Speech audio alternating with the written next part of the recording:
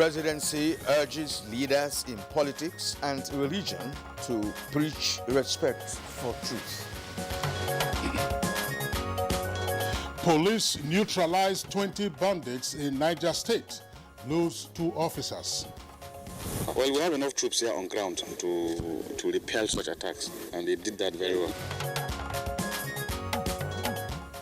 NDLEA arrests Anambra drug campaign, recovers over 5,000 tramadol tablets.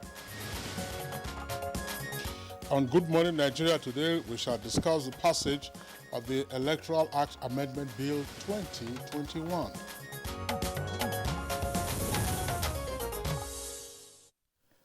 Finally, the much-awaited Electoral Act Amendment Bill 2021 has been passed by the 2 chambers of the National Assembly before proceeding on annual recess.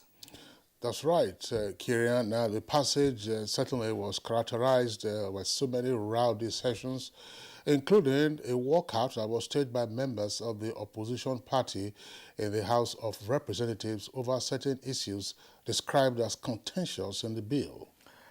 Well, these contentious provisions include electronic transmission of election results, and the spending limits for candidates of political parties during electioneering campaigns and programs.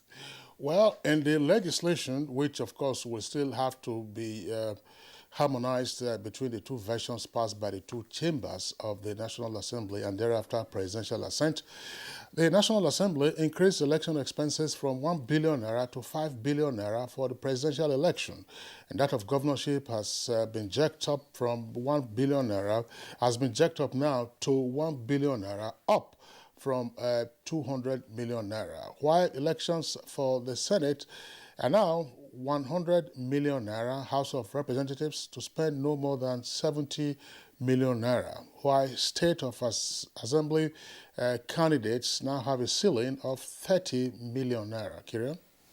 Yeah, well, I don't know what to think about it, but it's better. Well, that means that before you step into politics, you have to, of course, weigh your pocket. I have a large war chest. Exactly. Well, leaders of the National Assembly said that they are all interested in the credibility of the nation's electoral process. Hence, they are concerned about electronic transmission of results, considering expert comment on the state of internet penetration in the country. But the passage of the Electoral Act Amendment Bill 2021 has been greeted with mixed feelings by Nigerians, especially stakeholders in politics.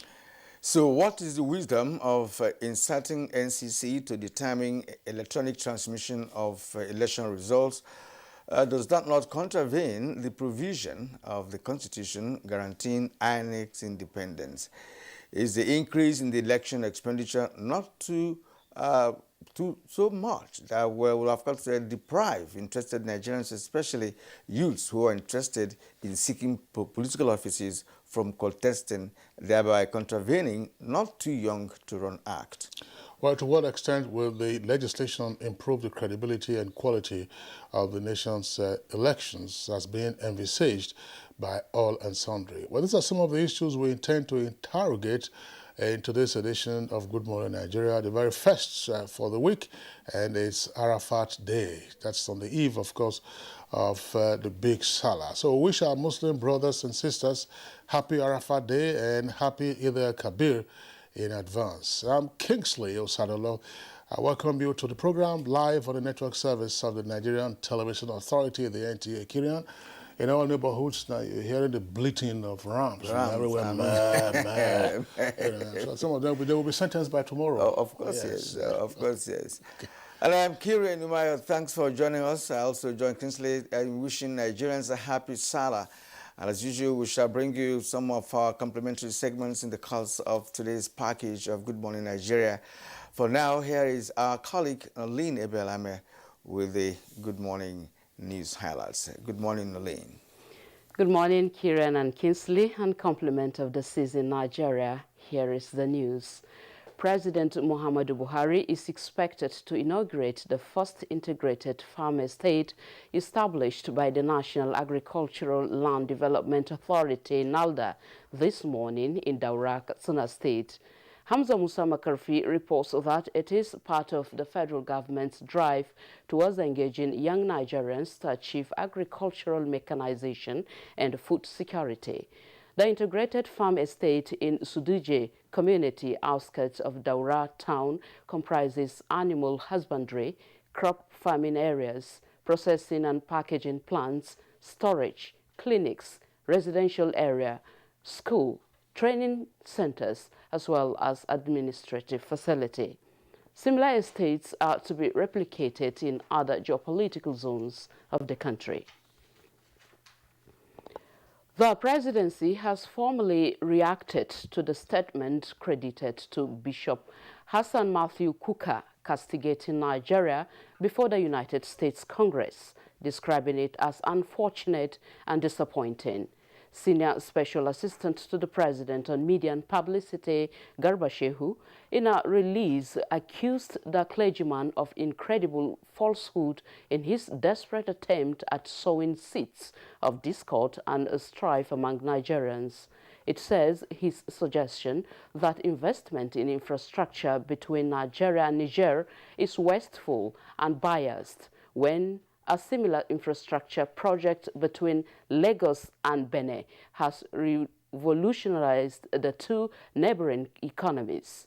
The bishop's assertion that only Christian schools are being targeted by bandits or terrorists is also not supported by the facts on ground, as victims of crime, kidnapping, banditry and terrorism cut across all strata of the society. The presidential spokesperson also faulted the clergyman's position that the Buhari administration is doing nothing to address header farmer disturbances. It says so far only this government has put forward the first and singular plan in nearly a century to address the challenges, a fact recognized by international NGOs. The statement also insists that time has come for the nation and its people to define evil as evil and never allow their religious differences to divide them. It advised leaders in politics and religion to preach respect for truth. Information and Culture Minister Lai Mohammed has described as ridiculous attempts to defraud Nigeria in the process of repatriating the nation's looted artifacts. The minister expressed his displeasure when responding to questions during a media briefing with journalists in Lagos. It is the interest of the guy, of the gentleman, the Belgian, who is holding on to our artifacts. It's money. He wants $5 million for it because he wants to value it, at an auction house in London. And when he got the price, he was so excited, not knowing that the Metropolitan Police would intervene. Under the 1970 UNESCO Convention, that any illicit trafficking of artifacts, we have to claim. And talking security now, 2 policemen and about 20 bandits have reportedly lost their lives following an attack launched on the camp of Operation Puff Adder by bandits at the premises of a primary school in Kundu, Rafi local government area of Niger State. The state governor, Abubakar Sani Bello, who visited the scene of the incident, commended the security personnel for promptly repelling the attack by bandits. I show you that the security forces did their best. They responded very well, and I think I'm quite impressed with the response so far. Well, we have enough troops here on ground to repel such attacks, and they did that very well. We shall review the situation, the architecture of the area in terms of security. Meanwhile, the Inspector General of Police, Usman Alkali Baba, has assured Nigerians of sustained efforts to improving public safety and security across the country. A statement by the Force PRO, the IGP, directs commissioners of police in all the states of the Federation and the FCT, as well as their supervisory assistant inspectors general of police, to beef up security ahead of the Eid al-Kabir celebration to prevent any unpleasant situation in their areas of responsibility during and after the celebration. As the IGP felicitates with the Muslims, he warns the personnel deployed to be professional and mindful of the fundamental rights of the citizens and discharge their responsibilities with all sense of decorum. Talking safety now, the Corps Marshal of Federal Road Safety Corps, Dr. Boboye Oyeyemi, has directed commanding officers across the country to intensify special operations targeting driver's license operating without valid driver's license and reckless drivers to restore sanity on the highways. In a statement, the Corps Marshal, who expressed worry over the continuing incidents of fatal crashes caused by speed violations, said perpetrators will be subjected to the fullest sanctions provided by law to serve as deterrent to others. The Corps Marshal therefore warned drivers to ensure that henceforth they operate with their valid documents, especially the driver's license and vehicle papers, to avoid having their vehicles impounded. Nigeria Drug Law Enforcement Agency has arrested an Anambra drug kingpin and recovered 548,000 tramadol tablets. The suspect was arrested with the drugs packaged as Tarkadol, weighing 302,500 kilograms, recovered from his warehouse at Maryland Estate in Oyi local government area of the state. Preliminary investigation established that Tramadol is a brand of tramadol that has just been introduced into the market to evade attention. It was proven to contain 225 milligram drug manufactured in India and smuggled into Nigeria without NAFDAC number of certification. An ex-convict, a notorious interstate drug dealer based in Taraba, was also arrested for supplying narcotics in Numan area of the state. Similarly, another suspect was nabbed at Lau local government area of Taraba state for supplying illicit substances. And talking health now, the number of COVID-19 infection in the country has continued to rise, with Nigeria recording 203 new cases. In the latest figures released by Nigeria Center for Disease Control, Lagos has the highest confirmed cases of 186, followed by Edo, Oyo, and Rivers states with 4 each. FCT recorded 3, while Kwara State has 2 new infections. This brings to 169,532 confirmed cases in Nigeria, with 164,699 of them treated and discharged, while 2,127 died of the virus. And that concludes the highlight of the morning news. The program continues with Kingsley and Kieran after this break. I am Nolin Ebel-Ame. Good morning. Dear compatriots, our country can be as great as we want. Let us all commit ourselves to its greatness. We must be willing to set aside our differences, unite and stay as one. In our expansive landmass, human and material resources, and plurality lies our strength. Let our challenges lead us to rediscover our common ground, and together, let's find solutions. This will take some time, so it requires patience, tolerance, and forgiveness from every one of us. Let all hands come on deck to protect and transform our country. Let us unite and see each other not as adversaries, but as brothers and sisters. Together, we can build a better Nigeria. for ourselves and for the next generations. This message is brought to you by the National Orientation Agency, NOA, with support from Nigerian Television Authority, NTA. Enjoy faster connectivity and amazing discounts in the Airtel HBB seasonal offer. Get a MiFi for 9,999 Naira plus up to 55 GB data, or a router for 19,999 Naira plus up to 160 GB data. Offer valid while stock lasts. More data, more you. Reliable home broadband by Airtel, the smartphone network. He's falling sick so frequently, either fever or stomachache. I keep him away from junk food. She also feeds me apples. She says an apple a day keeps... If you want to keep germs away, then also wash your hands regularly with Dettol soap. Meaning? Germs and disease spread through the hand also. For this, use Dettol soap. Dettol protects from up to 100 illness-causing germs. Dettol soap is endorsed by the Nigerian Medical Association. Be Dettol sure. The counsel of our fathers. My advice to these young people is please do not take us back to those harrowing days. You probably do not know what it is. Nigerian youths, let's build our nation together.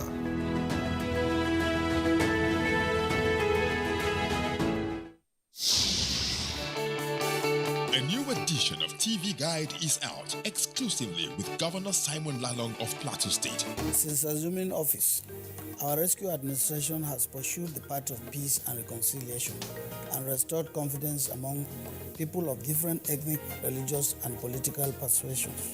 Peace is back on the plateau. We are building world-class infrastructure in roads and opening up opportunities for innovation.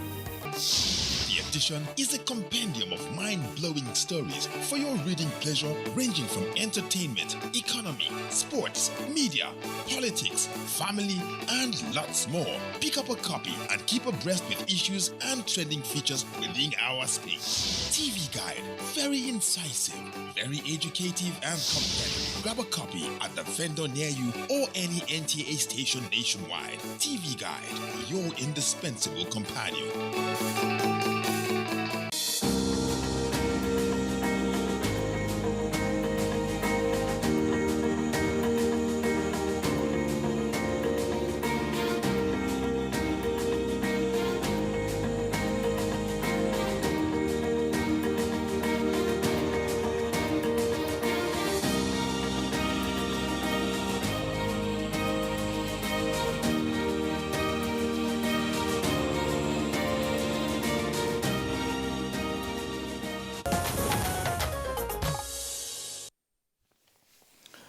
You're still watching Good Morning Nigeria on the network service of the NTA. Now let's go business. Economic experts advocate inclusive trade and expansion of intra-regional trade in ECOWAS sub-region. Details with Comfort Amudu on Business News. Non-tariff barriers, lack of infrastructure and financing, as well as high cost of transporting goods and services to consumers are some of the major challenges affecting the growth and development of intra-African trade. With rising investment, export and global trade, African countries are developing ways to improve quality infrastructure and mechanisms to deepen economic integration in the sub-region to boost trade. Nigerian government is also evolving ways to enhance domestic supply of made-in-Nigerian goods for high returns on investments in the single African market. The vision of our heads of states and governments in resolving to establish the network is to build a more robust and a broader economic space for trade and investment. The ease of trade, particularly for our MSMEs within the ECOWAS region and Africa at large, thereby building an army of exporters that will boost intra-African trade. Director General of the World Trade Organization, Dr. Ngozi Okonjo-Iweala, says it is pertinent to lower the cost of transporting goods and services to increase goods and services, to increase the premium on regional intra-African trade. The costs associated with moving goods from the factory gate to the final consumer. This would raise the productive capacity of African economies, ultimately reducing real debt burdens, while helping build regional value chains and increasing the global competitiveness of firms on the continent. She also calls on African countries to drive inclusive trade to enable the continent get value from the free trade agreement. With Business News, Comfort Amodu. Thank you, Comfort, for the business package. Coming up next is Newspaper Review.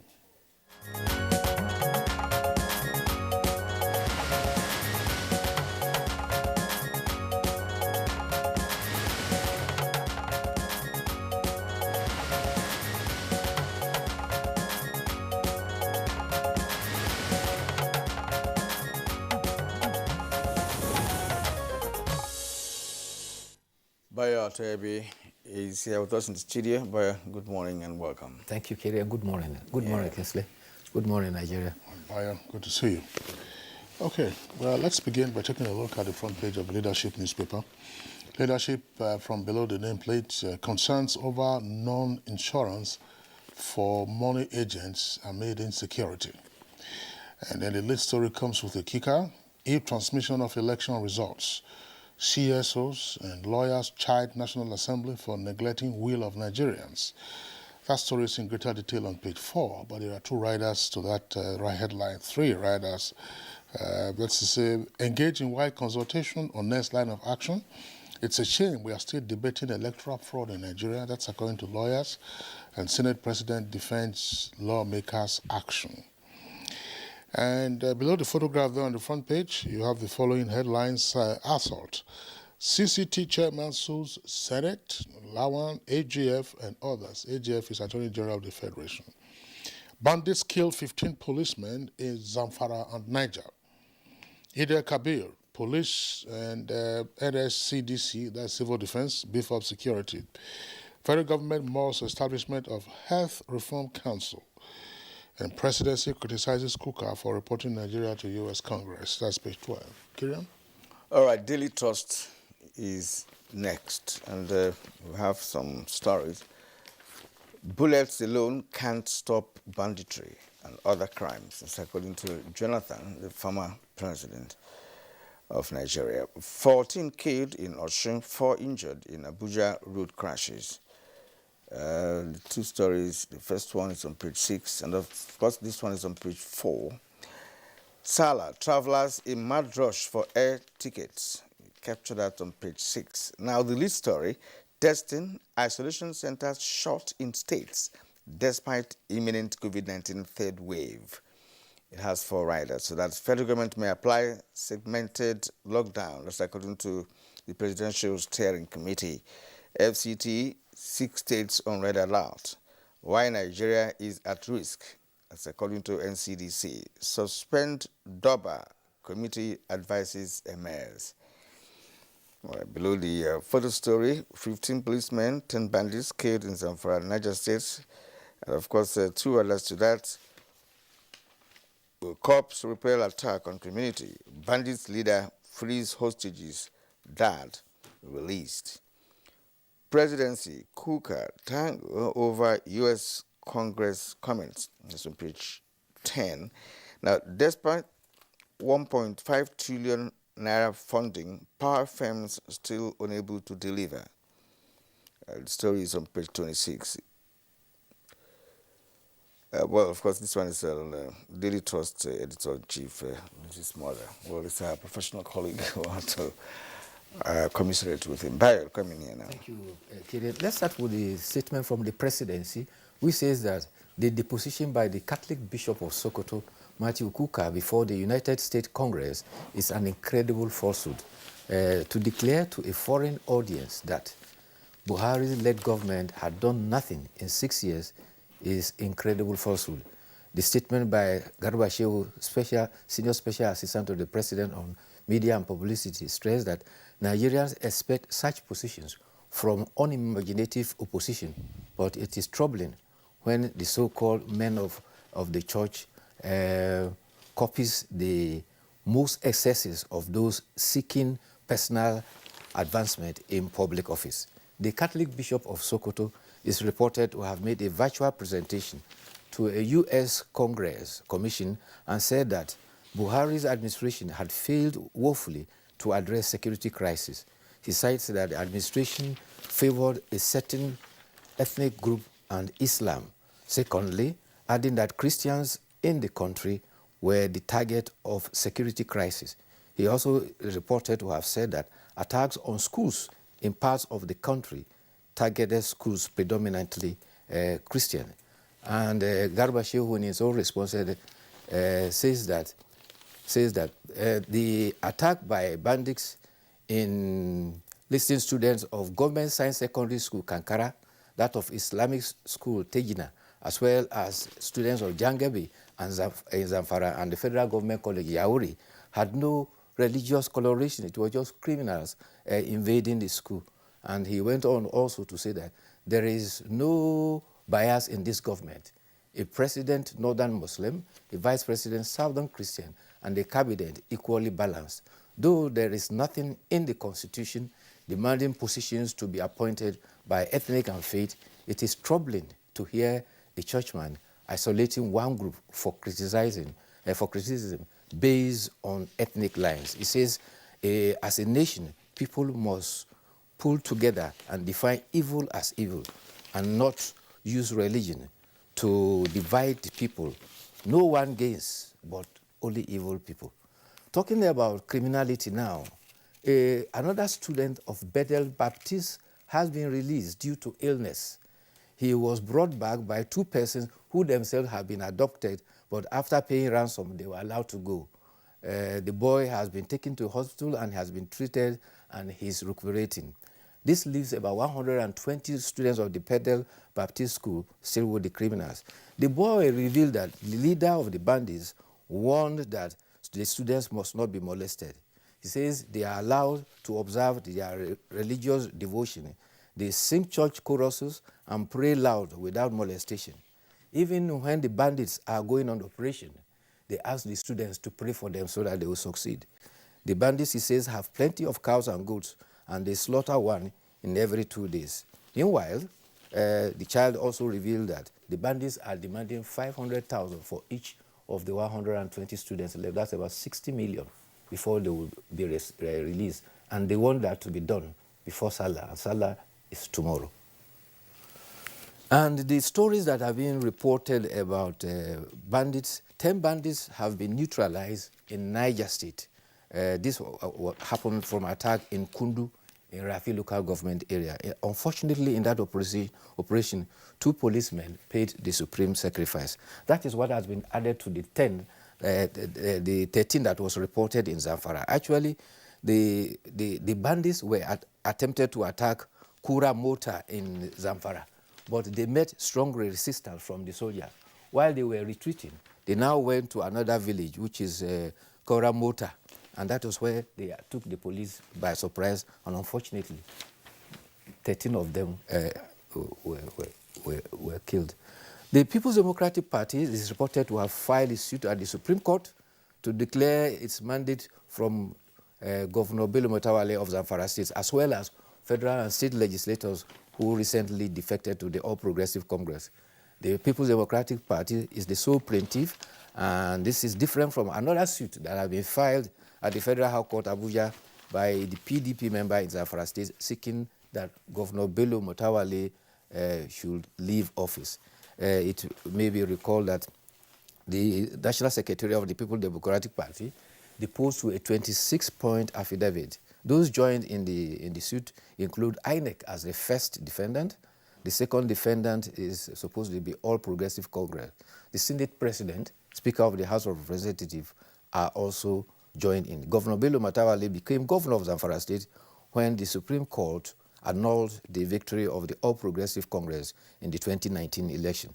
The People's Democratic Party has asked the Supreme Court to declare vacant the seats of its members that have recently defected. There is some success in the war front against drug abuse. Operatives of NTA have arrested a suspected drug kingpin in Anambra.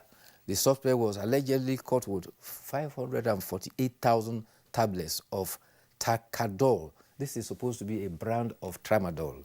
The prohibited drug was recovered from a warehouse on a Tunya Street somewhere there. The drug weighed about 302.5 kilograms, not 3,005. Not 302,500. That would be a lot. I mean, there's no question. But let's, Kieran and Bayo, you know, there's something about the Fourth Republic that is quizzical. And that has to do often with non-adherence to the provisions of the Constitution.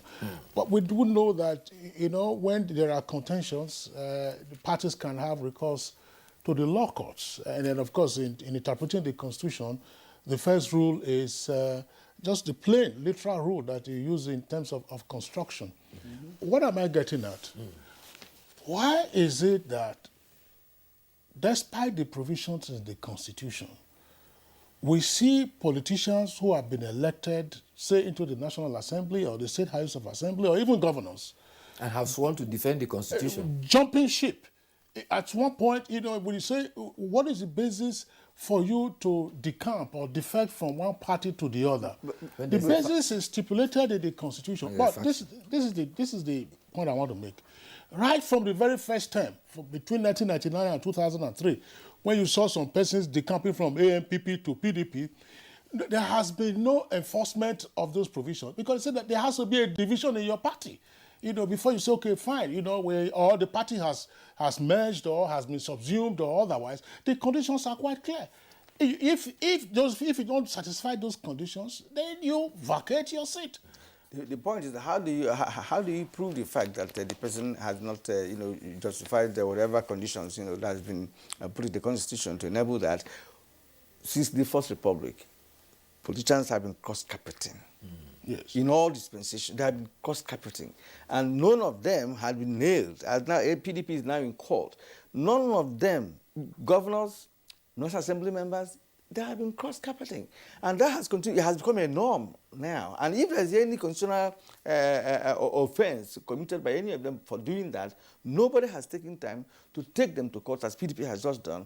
And even in cases where such cases were taken to court, they didn't get a good result. Well, it is just crying foul for foul's sake, in the sense that most often than not, the majority party in power, whether it was PDP yesterday and APC now, when they gain, the idea of decamping becomes a joke because they are benefiting from it. Precisely. That is just it. I mean, it's so ridiculous that the presiding officer who ought to declare those seats vacant some time ago also decamped.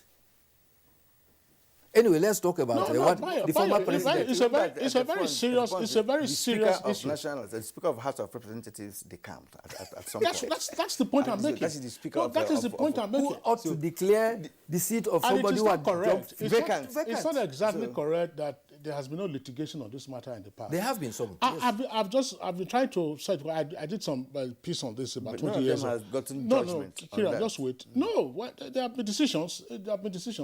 I'm just trying to recall. About 20 years ago, there was a piece that I wrote. It had to do with even governors decamping. When those conditions stipulated for, say, decamping for lawmakers have not been satisfied, the argument was that, there are no such provisions restraining governors from decamping. But when you extrapolate and you interrogate the issue, what would be the basis for decamping? It is just so convenient that, look, when you are the gainer, you say, no, I mean, it's not politics. Yes. When you are the loser, then you start crying foul. But the Constitution suffers. When you gain, they say it's freedom of association. When they lose, they say, now, the mandate that brought you, you have abandoned the mandate, therefore you should vacate it. Let's go to the suggestion made by the former president, Goodluck Ebele Jonathan. He says bullets and force alone cannot help us submerge criminality. And in this context, he is suggesting that in tackling crime, we should consider crime and criminology. It requires top quality programs of government and technology. He cites a very critical example. In fact, he was speaking at the birthday ceremony, and he said the celebrant was born 50 years that day.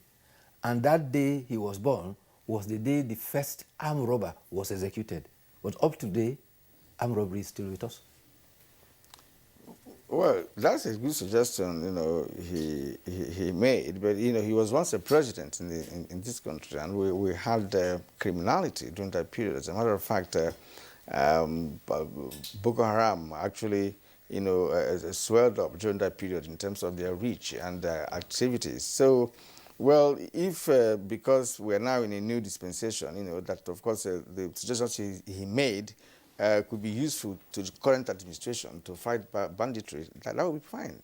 But for what I said, even Kingsley, would also mean that you don't just use force, but you also perhaps negotiation or amnesty or what have you, because I'm thinking of the other areas he felt that could be used apart from technology, like he mentioned. Yeah, well, I think that I mean, the details I have not read about what the former president said. What one can assume is, look, kinetic force alone will not suffice. Kinetic force. You will need to tackle poverty. You will need to tackle illiteracy. You will also need to deal with issues around orientation or reorientation of persons, and then just the wanton love for money's sake, and so on and so forth. The fact that we are an extravagant set of people and so on and all that, create jobs for people. All of that is going on, but it's just the pace. And then we also, another former president had equally drawn attention to what we have always discussed on Good Morning Nigeria, that we have to worry about the size of our population. Our economy is not growing fast enough to meet with the rate of population growth in the country. We keep bragging that we are 200-something million XYZ. What is our GDP? What level of productivity do we have? How much wealth do we generate to satisfy these 200 billion plus persons? Exactly, you are right there. But my concern, artistically, is the fact that the people who are making suggestions now, we are once in power. These things don't happen overnight. It goes with planning. Properly and well-articulated program of development, a plan that must be executed into the latter. So that is just the problem. If they had done that in the past, by now, the present administration would have been consolidating on that or improving on that, as the case may be. So this is so they're not bad, if you ask me. But then the possibility of making that work now is what is not the latest alarm is on COVID-19. Yeah, Delta. Yes. We discussed that. We discussed it on Good Morning Nigeria on Friday. Good. Bayo, thanks a lot for the reminder. Delta is ravaging, then you have to be careful. Bayo, we appreciate your being around. Thank you very much. Baka the Salah in advance. Thank you. All right, it's Good Morning Nigeria, live on the network service of the NTA. We're taking a short break now. When we return, we get ahead with our conversation segment. The broadcast media ecosystem is dynamic and requires continuous training for practitioners to perform optimally. NTA TV College Jos invites relevant officers to the following specially packaged training programs. Basic Directing Techniques, date 2nd August to 27th August 2021, 4 weeks. New Technologies, Optical Fiber, IP Technologies, Automation Storage Management and Wireless Technology, date 9th August to 13th August 2021, 1 week. Transmitter Operation and Maintenance, date 23rd August to 27th August 2021, 1 week. Advanced Broadcast Accounting and Auditing, date 30th August to 24th September 2021, 4 weeks.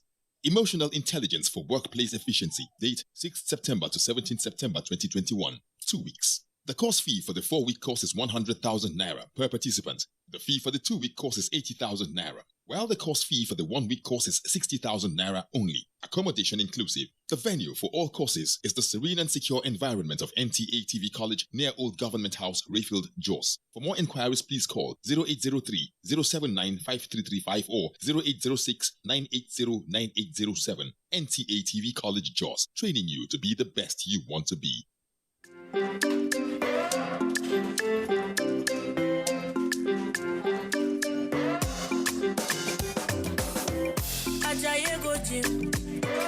You won't go shake your body. Instead, they make it calm down. If the farm say it's happy, you want to grow 6 packs in a day. I beg you not to pass your power. You want to show yourself,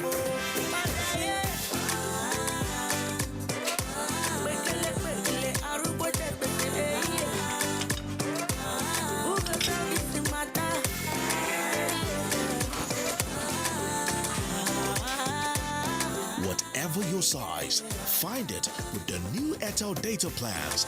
Dial *141# now to get the plan that suits you.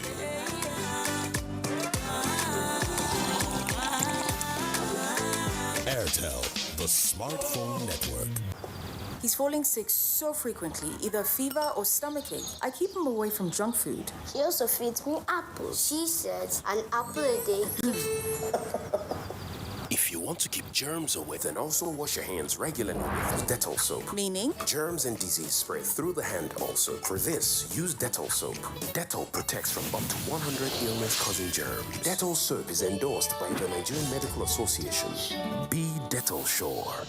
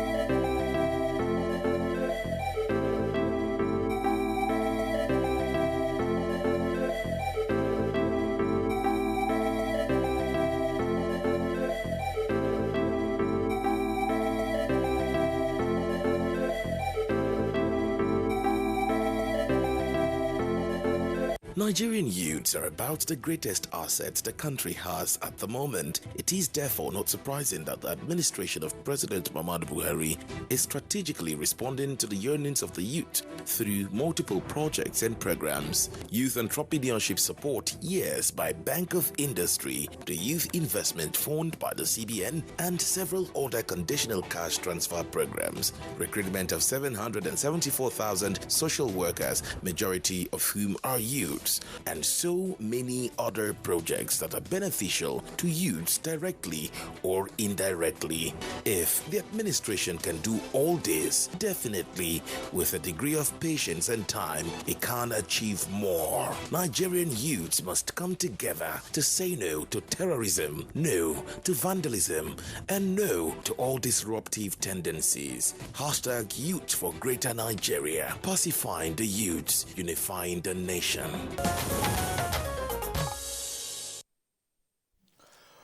All right, you are still watching Good Morning Nigeria and the network service of the NTA. Now, to begin our discussion on the subject matter, let's take this background report by Kenan Dulwe.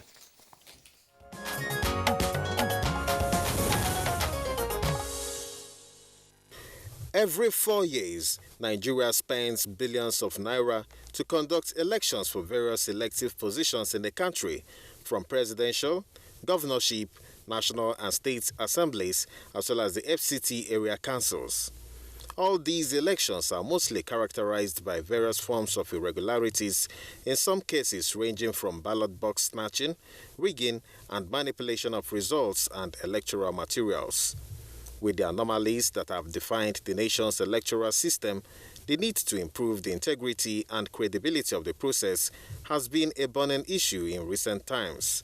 The introduction of the Electoral Act repeal and reenactment bill in the National Assembly was intended to solve a plethora of issues peculiar to Nigeria's polity, such as cost of election spending, party democracy, and introduction of technology in the electoral process. Efforts to amend the 2010 Electoral Act were unsuccessful, hence the reintroduction of the bill in the 9th National Assembly. In line with the pledge of the National Assembly, the bill passed last week after both chambers adopted the reports of their various committees that worked on the piece of legislation.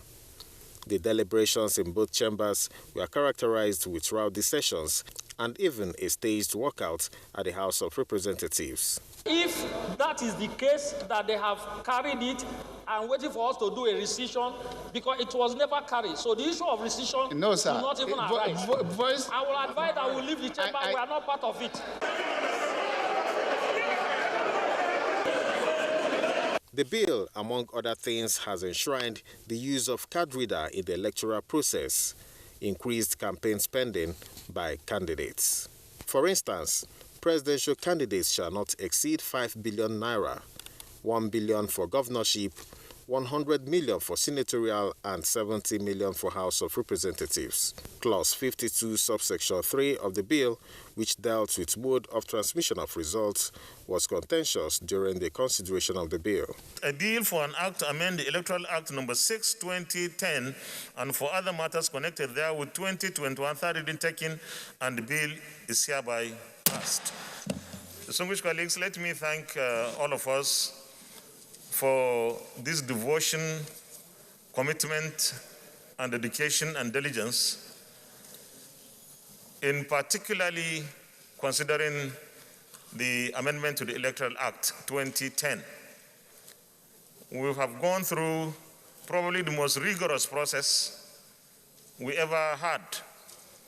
We had at a point had to go through a division, but that is democracy. No hard feelings. We have passed the electoral amendment. We have the controversial section 52. For clarity, we have left it as provided by the committee as it came, which is to allow INEC to determine whatever they want to do. But I believe that we've all been better informed by NCC that came and answered very critical questions. And I use this opportunity to talk to the people out there as well. We all want electronic transmission. Clearly, we all want electronic transmission. But based on the information that we have just received from the experts, it's not as easy as it sounds. We must get our electoral process right. And that's what we seek to do. When the time has come, when they've had when they have full coverage, we can come back here and amend the law. Barring any unforeseen issues, it is expected that the President will give his assent to the Electoral Act Amendment Bill in good time. Guests on Good Morning Nigeria will be speaking on issues around this bill.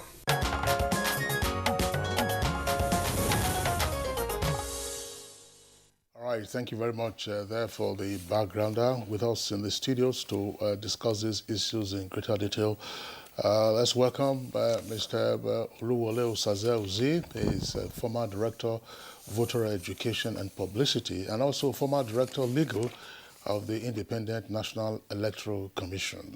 Mr. Osaze-Ozi, delighted to have you again on Good Morning Nigeria. Always a pleasure. Good morning. Also here with us in the studios is Honorable Benjamin Kalu, who is a member of the House of Reps and indeed the spokesperson of that chamber. Pleasure to have you with us this morning. Thank you for inviting me. Pleasure to be here. Yeah, we also like to introduce distinguished Senator Kabir Ibrahim Gaya, Chairman, Senate Committee on INEC. Senator who is a former governor of Kano State joins us from Kano studio. We're glad to have you join us this morning, sir. And Barakat Salah. And good morning, Nigerians. And finally, we have Samson Itodo, Executive Director, Yaga Africa. He joins us via Zoom from the United Kingdom. Thanks for joining us on the program.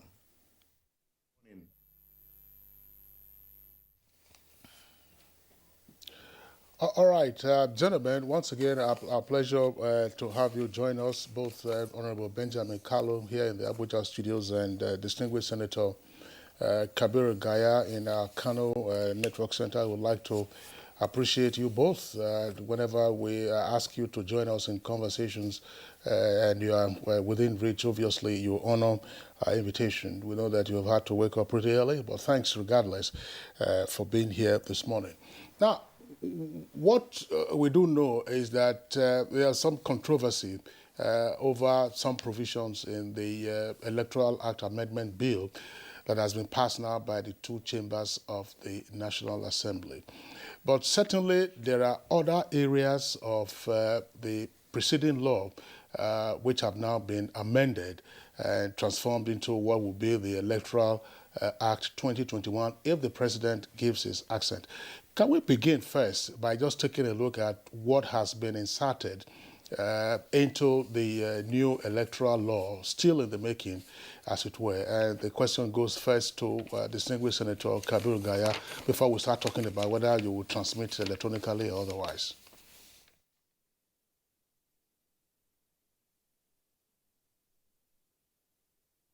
First of all, I would like to thank you for trying to educate Nigerians.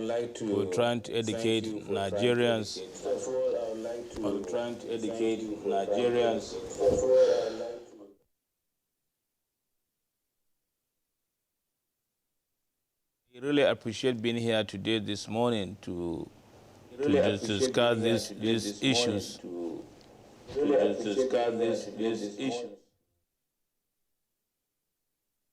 Distinguished Senator Kabir Gaya, we'll get our engineers to sort out the reverberation coming from.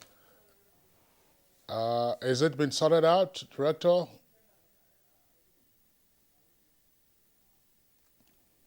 It's all right. Okay. Well, let's come back to our Abuja studios, and just as well, Honorable Benjamin Kalu is here. Honorable Kalu, tell us. I mean, what is remarkably different now in terms of the Electoral Act that has been amended and which we're all looking forward to, minus the contentious aspect, which we'll spend time on. Well, thank you very much for inviting me, and Nigerians, thank you for tuning in. As you know, the issue of the amount of money that is going to be spent by people who are vying for one position or the other has been given a cap. I saw 70 million there for House of Rep, and I knew I spent more than 70 million when I contested for my election. I spent way beyond that. The question has always been, is that many complain, the amount for governorship is much, the amount for president is much. What people don't know is this is the cap, it's not the minimum. It means anything from 1 naira to that amount, but don't go beyond it. It's important for Nigerians to know this. But in reality, you find out those who are questioning it are not addressing their mind to the times we're in, with inflation rates and what our purchasing power is doing, for our currency is doing in the market at the moment, the affordability, what we could do before now with less amount, we can do that with much amount currently. So with this guide, we'll be able to know, it's not going to be the richest. Is you come and throw your money around and get the people to vote for you. A guide has been given. It's the same way all over the world. Even in the United States, there is a particular limit that is given. Don't go beyond this amount of money. And there is a reason for doing that. There's a sociological reason for doing that, so that it won't be, positions won't be reserved for the richest. Now, though you say it's not one of the contentious issues that you want to address maybe at this point, the 52.2 has given a lot of people concern in Nigeria. 52.2 is whether or not the INEC should do electronic or manual or combination of the two. For me, the provision of Section 78 of the Constitution, which gives that element of independence to the INEC, has been highlighted by that 52.2. And we try not to go against the ground. Where there is a conflict between the piece of legislation, any act of parliament against the provisions of the Constitution, the supremacy of the Constitution takes the day. And what the House that I speak for done is to ensure that that particular unique element that establish INEC,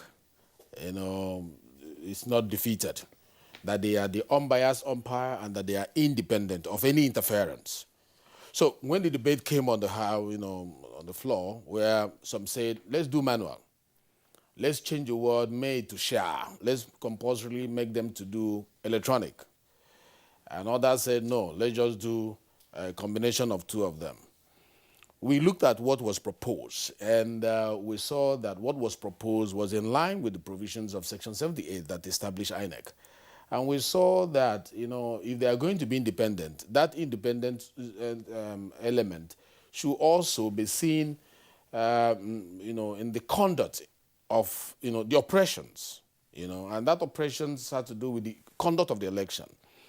If they find out that it is good enough for them to do electronic transmission, let them do so. So the mode of conducting the voting, the mode of transmitting the result has been cleared by the proposal that was given to us. And we did not add a piece of ease or words to it. We accepted it as it was because we know it reflects what Nigerians have been saying. Because during the public hearing, a lot of Nigerians wanted it to be this way so that it would give them that discretionary power. And later on, we were accused of sneaking it away. If you remember, there was this news around that the National Assembly have taken that piece of, element of independence of the INEC out of that place, so they can no longer do that. I went around trying to convince people, no, we have not seen that report. And luckily enough, the report came, and it was there. And we said, the debate was, should we go for it? Should we not go for it? But the House of Representatives went for it, saying, use your discretion and decide what the road we should follow. As you know, there has been a conflict between NCC and INEC. Some people say INEC have countered National Assembly. And I went on telling people they did not counter National Assembly. Who they countered was the report of NCC. NCC said we don't have teledensity sufficient enough to carry this, electronic transmission. And INEC says, from our last survey, we have enough teledensity to get this job done. National Assembly, we have given you power. If you have teledensity, do it electronically. If you don't have, where you don't have, do it the other way. So for me, that is very important tonight, the independence of the INEC that we sustain. All right, thank you. We'll return to you as we make progress in this conversation. Now, let's return to Kano, where we have Senator Gaya. Senator Gaya, you were about to giving us your initial comment on this issue before we had the unfortunate reverberation of sound from that studio. Now, let's also get your view of some of the significant, insertions, into this amended Electoral Act as amended. There are certain contentious issues, as we have mentioned earlier on. You have also listened to first speaker here make mention of some of those contentious issues. Now, let us know your own view about the exercise and how it will enhance the electoral process in Nigeria. First of all, thank you for that, and sorry for the off on the transmission. We are working hard. We worked hard during the Electoral Act amendment. First of all, we had committee meetings when the bill was referred to our committee for discussions on areas of observation. Secondly, we went also for a retreat in Lagos for about two or 3 days with all the stakeholders that we can invite. For example, from the members of the Office of Attorney General, other stakeholders in civil society organizations, some members of our committee. We all went to Lagos and had discussions close by close on this Electoral Act. After that, we now call for a public hearing, invite Nigerians to come and give us their views on how they want the Electoral Amendment Act. And a lot of Nigerians gave their views, and it was very fruitful and informative and supportive, because they were players during the election, so they know where things are wrong, and they gave their advice. And we took those about 87 memorandum during our public hearings. Secondly, we also came back and had another committee meeting. And after that, we set up a technical committee, which we discussed all these issues related to Electoral Act. There are areas where we mentioned, and they were, for example, on this issue of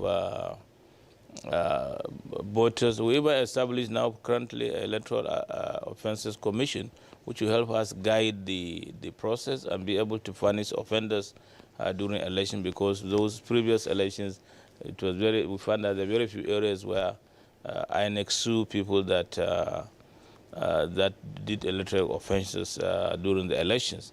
But now that if we have this commission established, that will help us in trying to sanitize the electoral system. Secondly, we also discuss on the ways of voting, ways of transmitting results, and even ways of making punishment for political parties that do something wrong, like giving the INEC a candidate that they sincerely know that he's not qualified to be a candidate of a political party. It's after the election is done, then we realize that he's not qualified. So a lot of other issues. That one, when something happens like that, the political parties are going to be punished for that. So other things which we now, the controversial issue is the clause 650. In the Senate we have 52 and 3, but 3 is the controversial issue where we talk about transmission. We are not, nobody is against electronic voting and transmission. But we always say, let us do transmission when and where practicable. What we mean by that, we had to define it early again to say that when the network improves in this country to a higher percentage, whereby the voters cannot be shortchanged, because from our record we show that the network all over the country is about 52%. So 48% of Nigerians are out of coverage, and about over 40% of polling units are out of coverage. So how do you transmit those results from those polling units? So as long as we do not have that coverage, it may be difficult to do the transmission. But we have given INEC the powers to go and do that in conjunction with NCC, because NCC, they are the organization that tells you the coverage of network around the country. So unless those networks is available, then we can go along and do electronic transmission. You find that even some countries around the world, the European countries, Germany, Italy, France, and others, all of these countries, they don't do electronic voting. They do things manually, and they don't have problem with that. But I know that in Nigeria here, maybe if we go where we said that we should go into electronic voting, is to cut down on issues of rigging and other vote buying and vote manipulation and so on. But even in the case of transmission, we also have problems. We might be able to get the process being hacked in such a way that from the beginning or during the process of transmission, the system can be hacked and be able to change the result. We found that some countries all over first developing nations or the developed nations like United States, Russia, and other countries, they had problems during elections whereby they found that there were accusations that another country has been accused for hacking the process of the election. So if that is happening in like United States, why can't it happen in Nigeria? So they really, what we try to do is really to give Nigeria the best electoral act which can be guided, which can be used for the next election. And I'm sure it's going to sanitize the election and be able to give us a better, satisfied, free, credible elections in this country. All right, distinguished Senator Gaya, thank you very much. But there is an issue that we're coming back to the studios for clarification, because we touched on this a couple of weeks ago when we were still on the issue of Electoral Act Amendment Bill. And incidentally, both Oluwole Osaze-Ozie and Sam Itodo were on the panel of discussants on that occasion. I'm coming first to Oluwole Osaze-Ozie before we talk about, from your perspective, what you consider new in the bill. There is this conflation of electronic voting and electronic transmission of results. Now, listening to the distinguished senator, one gets the impression of the apparent conflation. That's to say, the synonymous use of electronic voting and electronic transmission of results, and it also brings in the whole idea of the potential of results or elections or votes being hacked either by internal or external agents. You spoke about this the other time. I would like you again to re-emphasize this for the benefit of our viewers. What is electronic voting and what is electronic transmission of the results of voting in an election? Thank you, Kingsley. Elections, as we say, is a process, and there are different components to it, starting from when you compile the register, you On election day, you accredit people to ensure that only those whose names are on the register are allowed to vote in that particular constituency. And then the voting, which is balloting, indicating your choice. And then there's the transmission, collation and transmission of the results until it's finally declared. So when we talk of electronic voting, what comes to mind often is that process of choosing, but it's technology, electronic, all through the process. And from my understanding of the bill, I had the privilege of seeing the report of the committee initially before it was submitted, and they have introduced technology in terms of accreditation using the card reader or any other technological device. So that is the first stage, accreditation, and then the smart card reader is used to ascertain that that person is really the owner of that card. And then there's electronic voting, indicating your choice of party A, party B, or candidates X or Y, that. And then the controversial part seems to be the transmission of results, taking the results from the polling unit to the collation till final declaration of results. So that is my own understanding, and I think it's a basic understanding of what the whole process is all about. So there's electronic voting from my understanding of what the Senate and what the National Assembly has done. There's accreditation, electronic accreditation. There's electronic voting, but there's no electronic transmission of the results. But with what INEC is doing, it's the same device that will do electronic accreditation, will do the voting, will do the transmission, the same device. And there's a fourth part, which no emphasis has been placed on. I think the bill, one of the new innovations there is that INEC should compile electronically a register of results. So you're allowed to accredit, you're allowed to vote, you're not allowed to transmit, but you should compile an electronic register of results. That's limited to the question you have asked so far. But by the way, if I may quickly add, the issue of funding and campaigning finance, I don't know inadvertently whether it's a Freudian slip or whatever, but if the honorable member, Kalio, says he spent more than 70 million for his election, that is a powerful admission. And sir, you did.